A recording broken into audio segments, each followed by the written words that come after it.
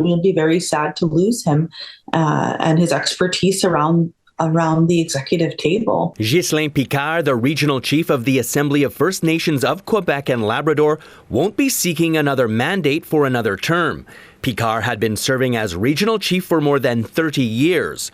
Radio Canada's Espace Autochtone confirmed that Chief Picard informed the 43 chiefs of the AFNQL in an internal letter written on December 19th. He's been such a good person for the Assembly of First Nations, for this country, to have his voice at the table all the time, his stability, his unwavering support for First Nations people. Regional Chief Picard was first elected head of the AFNQL in 1992.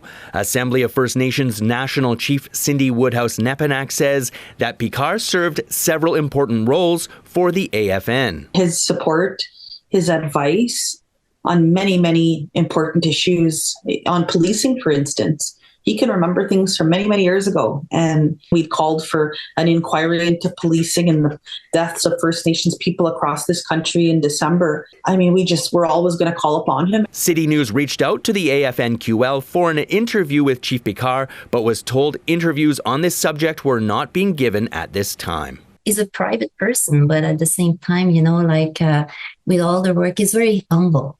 And his humility is also something, I think that we can learn all from. Quebec's minister responsible for relations with the First Nations and the Inuit, Ian Lafreniere, addressed Chief Picard directly in a post on X, saying that they had debates, disagreements, and difficult times, but that they were two men who respected each other and did their best to move forward and understand each other. One of his main focus, was always the children.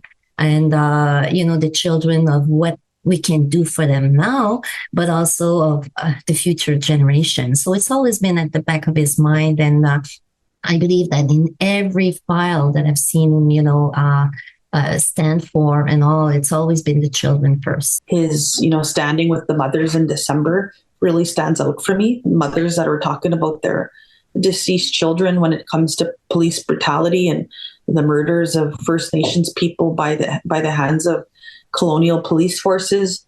Him standing up with those mothers stands with me, and we all appreciate it. I know that it was a hard moment, and he went and stood with them, and we appreciate him very much for that. In Montreal, Gareth Madoc-Jones, City News.